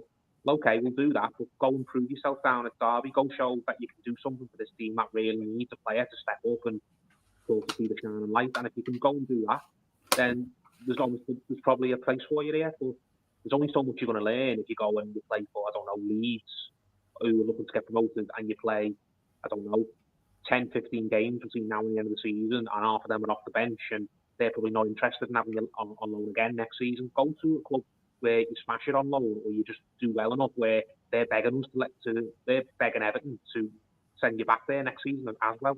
So I think that's exactly the type of loan he needs. A loan where he's going to go and play men's football, where he's going into an environment where it's not going to be easy, and he's going to have to prove something, and he's going to have to step up. And if he can do that, then he's obviously going to be a place for him at Everton, you think. And if he can't do that, then I don't know what you do from there. Maybe try him again with another loan next season. The thing is, if Derby do get relegated and he doesn't pull any trees up, he, as a young lad, isn't going to shoulder the blame for that. Yeah, I'm not saying you have to go down there and, turn Derby season around. He's only one player at the end of the day, but go there and basically be one of the shining lights. Go there and be one of the players who's those supporters are going to say at the end of the season, well, if we went down or something bad happened, I'm glad that lad came in, because that lad really helped try and drag us up there. If Harrison Armstrong wants to play at Everton long term, then go be one of those players who is in the Championship and shows that he belongs at a higher level.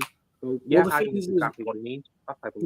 The thing is, even as well, if he isn't fantastic enough to make us go, yeah, he needs to go in the first team squad. You know what? It's 6 months experience, and then the club can know, right, he's 18 years old.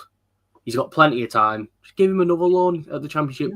If he plays well, but not well enough to get into our first team, I guarantee there'll be a top 6 Championship side we'll pay you for 30, 35 games this season. We'll give you a full season. So I think it's only a positive. And I think he's only just turned 18. You mentioned earlier, how much did Everton in the past you'd get loans until you were 23, and then we'd never hear of you again. Yeah, or if you go on loan and it just doesn't work out for you the first couple of months, then we just completely give up on you and lose interest. So even if it doesn't go well for them this time, I think in the majority of cases, if a player, when they're 19, 20 or younger and go on loan somewhere and it just doesn't work out, most of the time they probably deserve another chance somewhere else. And then if they fail again, then it's probably on the player, not the environment we sent them to. But if we send this player to an environment where he's going to have to basically really learn something and prove himself, then I think that's brilliant, because if you're going to have to prove yourself at one level before you look to make a step to Everton. Football can't be easy. That's the point you want to make. You can't always have it the way you want it. Yeah, exactly. Well, the Derby thing's official now as well, by the way. 100%. The signing video's out. Came out 10 minutes ago. That'd be interesting to know. Who is it? Who's what? Sorry? Who's the Derby manager? It is Paul Ward, used to manage Rotherham. Brutally honest, you're proper. He's one of the old Championship managers, if you know what I mean, where still plays that old rugged English style of football. Yeah. The reason I ask is I'm not really familiar with him, but is he one of these managers who you can see just, if he doesn't play well in his first game, just put him to the bench? No, Armstrong will play, because I think the best part about Derby, thankfully, is like, I feel like it's the owners or something, the new owners or something must be like, no, you've got to play these young lads. Derby's academy is probably one of the better ones in the country, to be honest. I went there for uni, so I can thankfully he's gone to a club I can actually offer a bit of insight on. Are they still really struggling financially like we were a few years ago? No, not anymore. So they're not having to play these players just because they can't. It's a weird team because they've got a load of really old players in, but then they give a lot of academy lads a chance. They always have. They've just sold the young centre back to Brighton. Cash in, and they've been giving him chances since I was in like second year of uni. So I think they started playing him about then. So probably since I were like 3 or 4 years, they've been consistently giving him chances and letting him improve to the point now where a team like Brighton want him. And you know what it's like. If Brighton buy you, you're a good footballer. It's one of those things where. Wasn't Derby where Dobbin went when he was in League One and he did well? Yeah, he didn't pull up any trees massively, but the performances looked promising. Yeah, the performances were promising. Yeah, but I think Armstrong's one where, like, if I go through their midfields now, there's not really a creative option in there. It's defensive midfielder, Ebu Adams, who I think is the top goal scorer as well, but he's more defensive. They've got a lad called, I don't know much about this guy, he's called like Goodmachine. They've signed him Holland. I think he was meant to be the attacking player, but hasn't really pulled up any trees.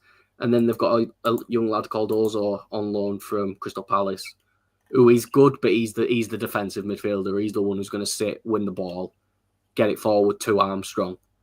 And then, it looks like Armstrong's probably going to take this Dutch lad's spot in the team. Not that long, to be honest, because I don't know. Armstrong, he's the first player that's come out of our academy in a while that I feel like really promising about. Just because, again, you don't see 17, 18-year-olds who, again, he's got the build to be a really good footballer. And then even the Premier League game he played, he was composed on the ball, didn't panic when it came near him, was willing to play the risky pass every now and again as well, which I think that young, if you've got a lot of the intangibles there, then I feel like it's much easier to just become a better player, to be honest. If you get it's weird, but if you get the basics right at a young age, it only helps you. And I feel like he's got the basics down really well, to be honest with you. There's only so much you can learn, isn't there? There's just certain things that are either ingrained in you or not. I mean, look at Ross Barkley. He had loads of talent, but just so much of the fundamentals, as you said, were not there, and you can't teach them to a player. So talent will only take them so far at the end of the day. But I haven't really been keeping my eye on social media, though. Has there been any deals anywhere that's happened, obviously, other than the I'm just going to go through a few of the deals that have happened around the Premier League. Toffee Blues have put one out here. Williams joined Fulham again on a free transfer. Is he going back there, is he? Williams. Yeah. I remember. Yeah. When he was there. Yeah, William did really well at Fulham. Did really well at Fulham. Arsenal, didn't he, where he stumped the gap out, and then he went back to the Corinthians in South America for like a year, and then Fulham brought him back to the Premier League, and he looked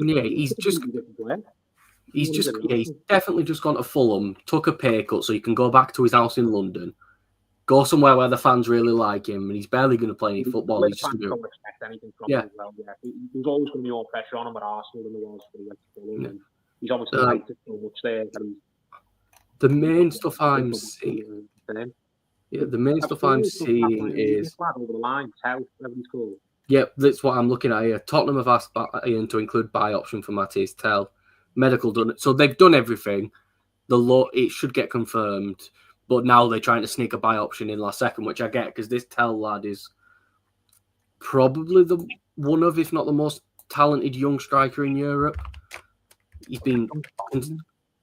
He's consistently been getting minutes for Bayern since he was 18. I mean, he's only 19 now, about to turn 20. He was, let me tell you, where is it? Let me get his actual. He got 7 goals and 5 assists in the Bundesliga last season, only actually started 6 games, played 1,000 minutes. So 12 goals and assists, 1,000 minutes basically adds up to about a goal or assist every 90 minutes for them. It would be very Tottenham though, wouldn't it? It'd be 100% very Tottenham if he just don't work at all. But he's one of those where it said they've accepted the deal now to put the buyout clause in it. Does it say how much that must have just come out? Does it say how much the buy option is? It doesn't, but that was literally 1 minute ago. That's just come through. Yeah, but anything under if they can get in for anything under 70, to be honest with you, it's a good deal. And please, if something's real, if anything's real, it's not going to happen. So none of you get your hopes up. But I'm going to put this in the air. Spurs run to us and be like, "Do you want to take Richarlison on loan? Please, let us do it for 6 months. You can have him back after that. Let him enjoy his career for 6 months. Come back. That is the dream move. I'm not sure. I'm not sure if it's going to happen. Even if Richarlison knocked on Daniel Levy's door and got on his hands and knees and begged to be allowed to go back to Everton, Daniel Levy wouldn't allow it.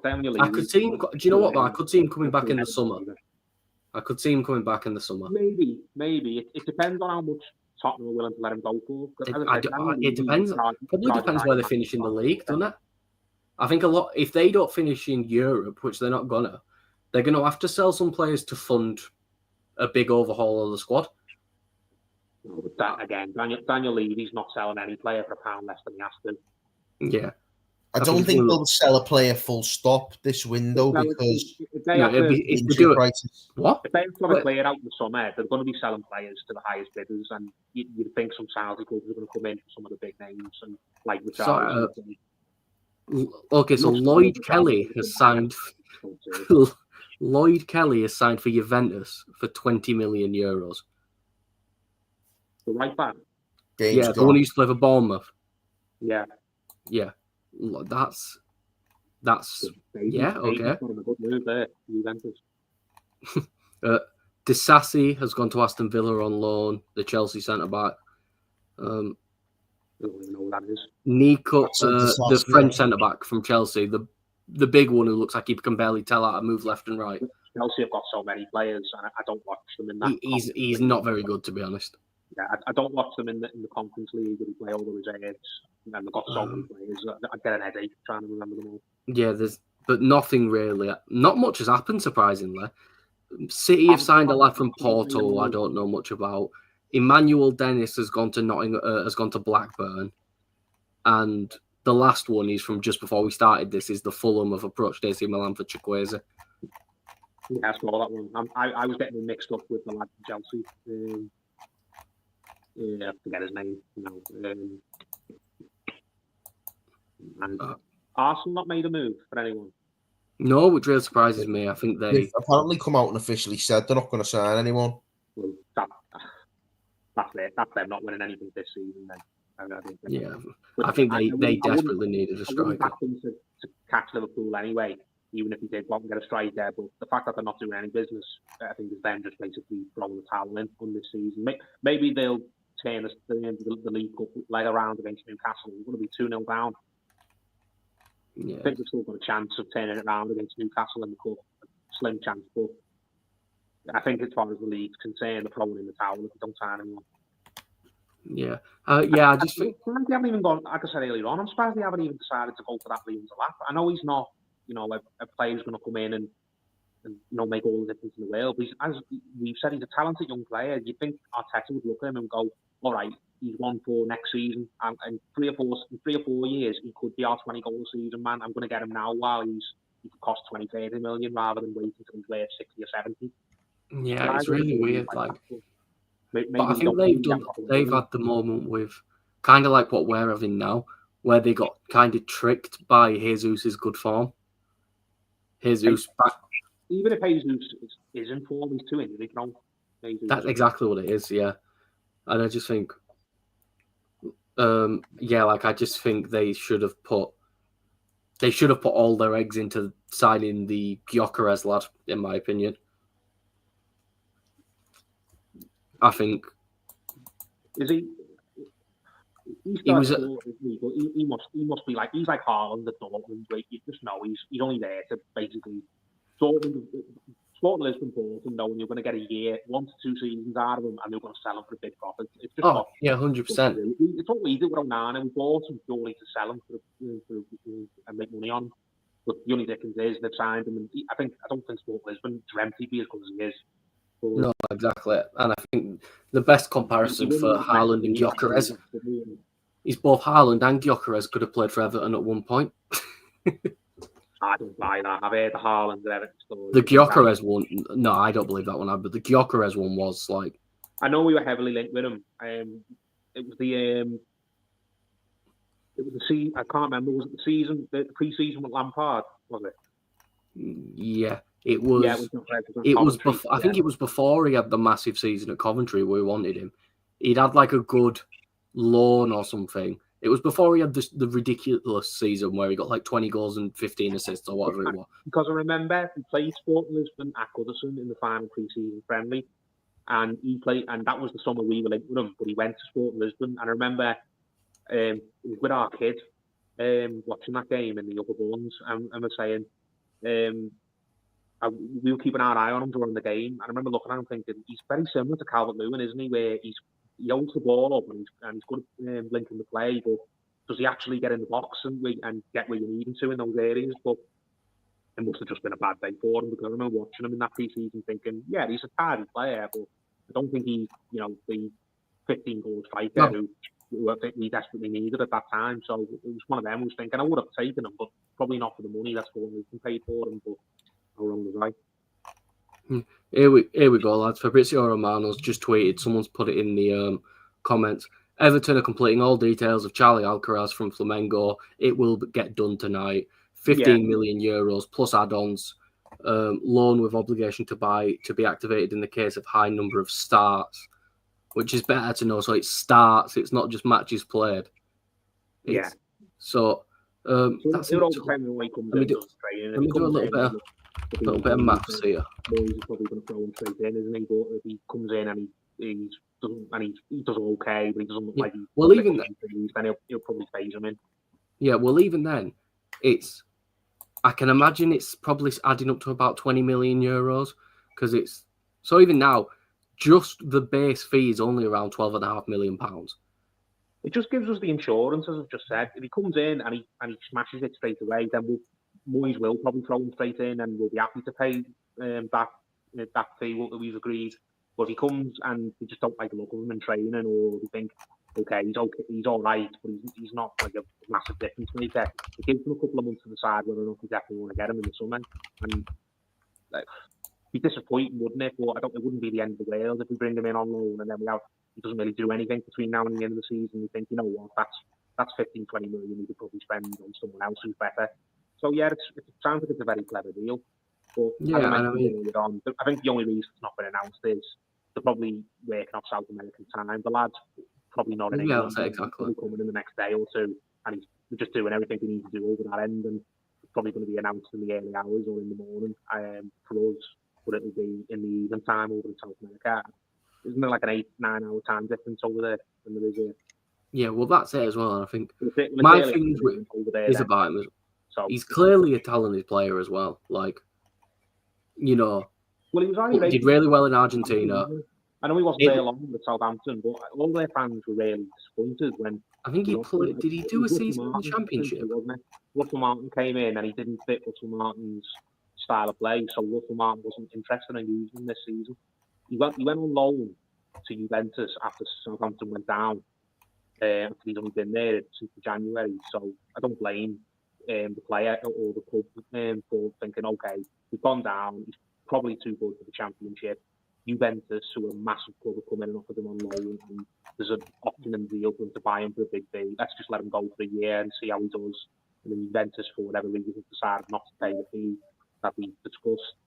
And you'd think any manager with sense would think, all right, well, he looked good when we had him last time, and he's gone on loan to Juventus and done okay. So I'll use him this season as we go back up into the Premier League. But Russell Martin, being Russell Martin, just decided, no, doesn't fit what I want. Doesn't play the brand of football that I'm insistent we're going to play, even if it means we get back to 4 or 5 mil every week.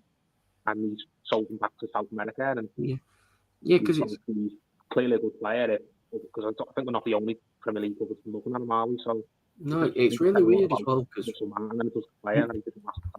I think it just shows how weird of a manager Russell Martin was, really, because looking at stuff here, he played 26 games, 23 in the Championship before he went to Juventus, which is quite. So he basically played every game. All the stats look really good. So it's not like he wasn't performing for Southampton. He was playing really well. And then I think Juventus have probably just come in and offered probably quite a big loan fee, and Southampton have gone, oh, well, we've got to take that, don't we? Yeah. Took it. Then he's probably come back in the summer, had a bit of a... Somewhat must have happened with Russell Martin, and then... Yeah. And then the Brazilian team have come in... Because I thought he went to Southampton in the January of 2023, whenever it was, or 2022. And he went down a few months after that. But I thought he went to Juventus in the summer of that year. Did he actually have a few months in the Championship? No, so he came to Southampton in the January of 22. 22? Yeah. Yeah, and then obviously he went down. Played a few games. Played 20 games. Okay. Yeah. Played 18 games in the Prem and got 4 goals and 2 assists. Yeah. Went down to the Championship, 3 goals, 1 assist in 23 games. But I think he was playing a bit deeper then. Has gone to Flamengo and got 2 goals, 1 assist in 14 games. And his rating doesn't look as good, basically, because it looks like he had a bit of a crap game in the Cup and the Copa Libertadores. So it's dragged it down a little bit to what it probably would be. And then he's played 1 game for Flamengo this season in the Cup and scored for him.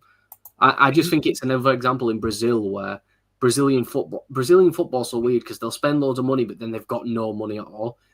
So as soon as a tiny bit of money comes in for a player, they just got to take it. So we've obviously come in. He's done all right in Brazil.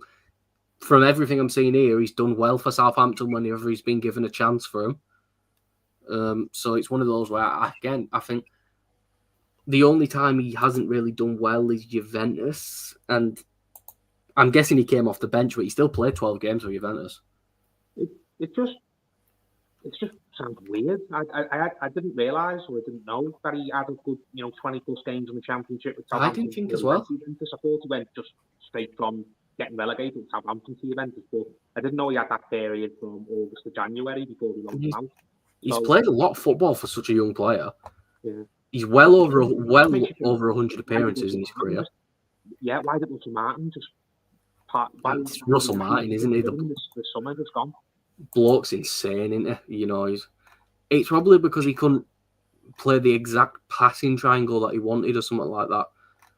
And then that's it. I hope it's not because he comes in and it turns out he's not very good. But I don't think that will be the case. If it was still a previous regime, if Machiri was still here and he was expanding, I'd be a bit worried. But I do trust David Moyes. I just think what it is he's just... I think he's just a bit of a decorer. He's a bit of a decorer. I think he's just... Well, saying that, his chances creating numbers are quite good as well, but I just think he's a bit of a decorer. He's aggressive, he's going to run at you, and Southampton want to play cool, pass it about football. They probably don't want someone who's a bit of a live wire in their number 10 role. which we do want. We want you to be able to run at players constantly and cause havoc and cause mistakes, like what Ndai did to cause the fourth goal against Leicester. Yeah, but I hope he's not like Decore in the sense where he only plays well if he wakes up on the right side of the bed. I'm trying to see if there's a way I can get like. Decore's done this under a few managers now. When a new manager comes in, for the first half a dozen games, for the first couple of months, he really puts the shift in. And then he just falls off the cliff. Eventually, performs well. When Dice first came in after we sacked Lampard, Decore for about 6 months was our best player. He was the player who scored the goal that kept us up. And it wasn't the only goal he scored. He had a lot of big performances in those first few months under Dice. And then he got that injury at Burnley away. And then he's just never looked the same since. And it happens again now. Moyes has come in and he's played out of his skin for Moyes. But it's inevitable for me that he's going to drop off again. And he's a player who, unless we have a really bad situation in terms of injuries this summer, I don't want to go there getting a new deal, personally. If Moyes is happy to give him a new deal, then I'll trust Moyes, because Moyes very rarely gets a player wrong. But Moyes is one of those players who I've for a long time we need to move on from. That's me. I understand that. A lot of people see the use in Decore and like them. And if Moyes is happy to give him another deal, then I'll get on with it. Yeah, I think the interesting thing here is I've done a bit of a deep dive and I've managed to be able to find like actual match stats for his time at Juventus.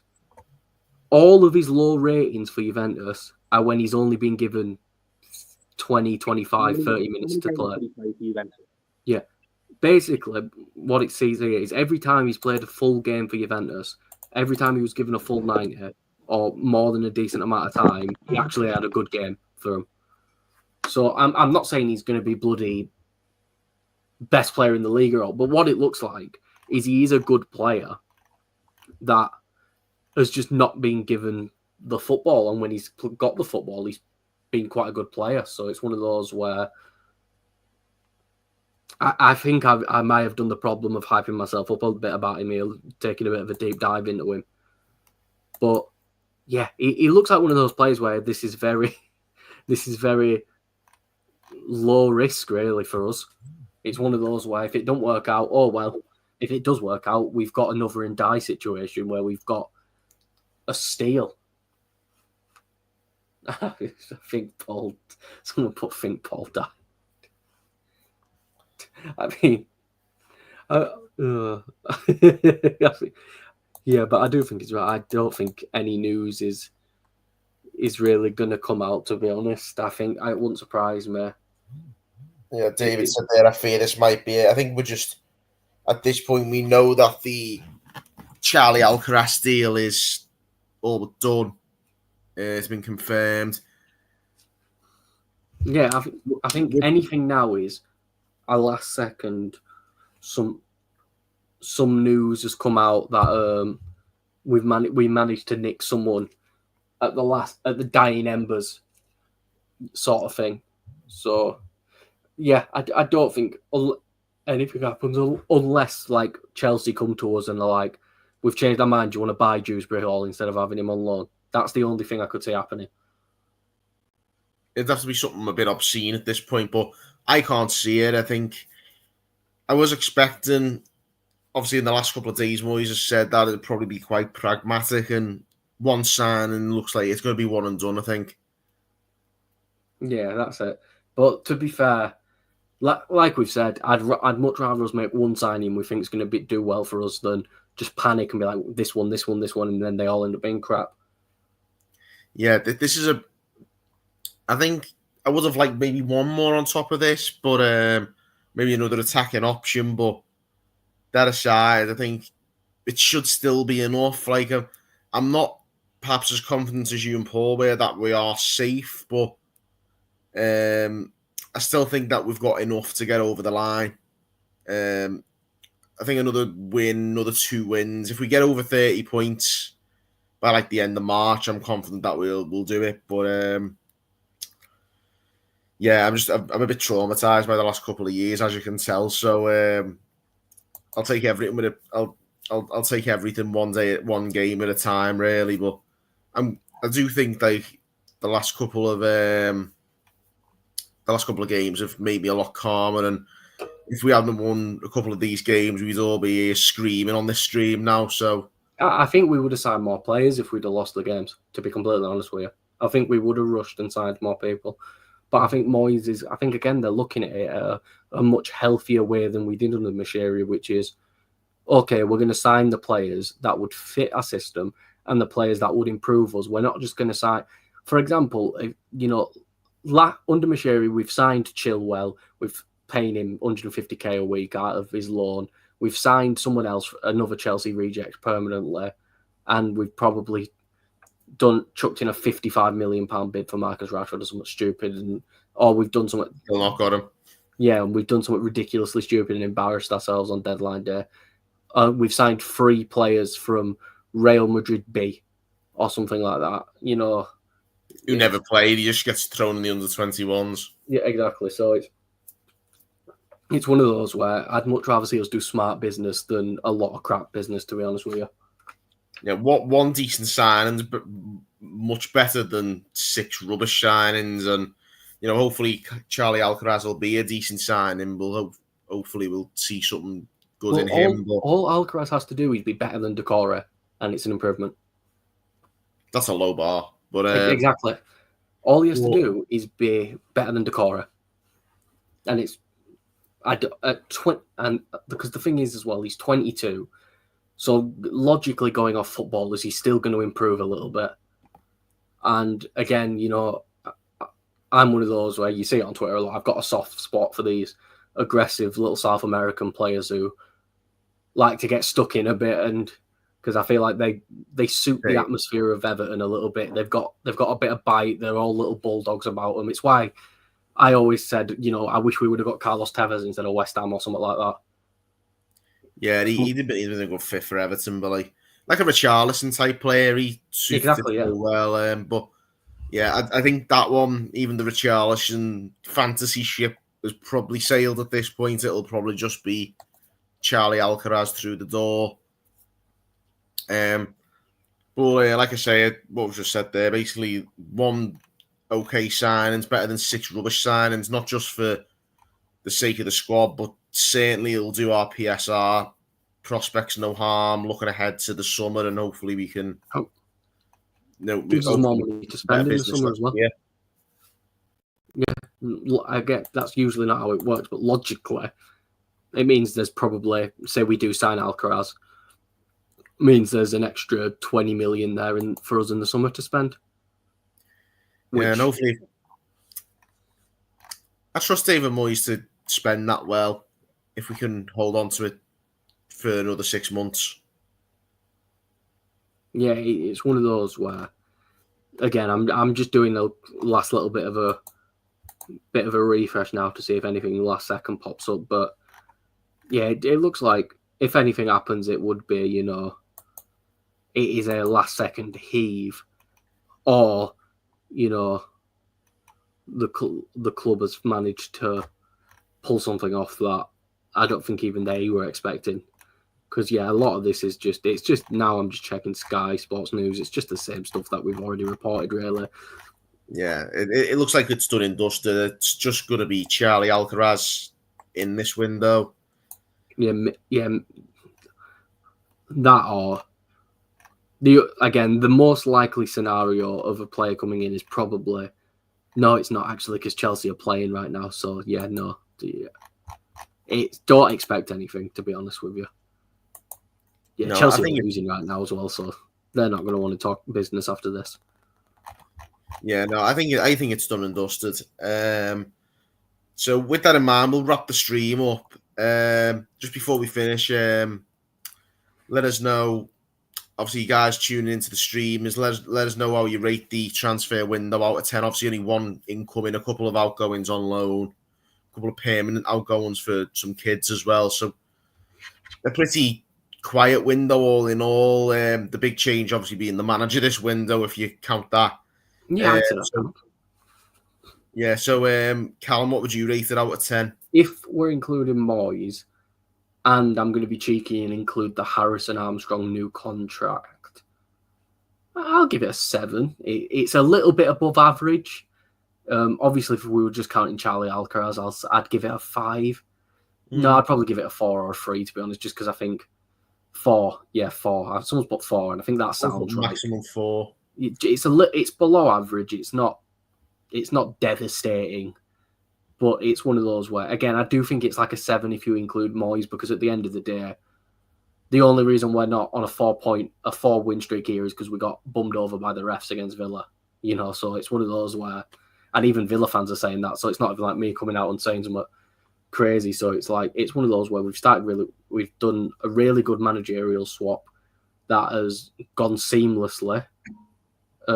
We've brought in a player that, when you do a little bit of a deep dive, looks like he should be a good addition, and looks like he has all the right attributes to be a good player at Everton.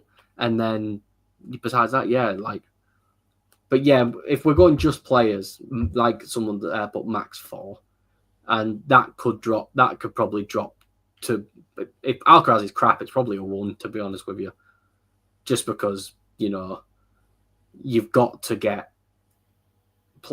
I think there is still a big stigma around the fan base that with this team still needs players, and they're not wrong. I think the club have, saved themselves a little bit here. Here we go. Let's answer this question. Joey Stevenson asked, Derby fan here, how good is Harrison Armstrong? Again, thankfully, I mentioned this earlier in the stream. I went to uni in Derby, so I keep an eye on the team, so I can probably answer this a little bit for you. I think he'll do really well for you. I think he offers that bit of creativity that I think the Derby team is lacking in a sense. I think he plays in central midfield. He's a big lad as well.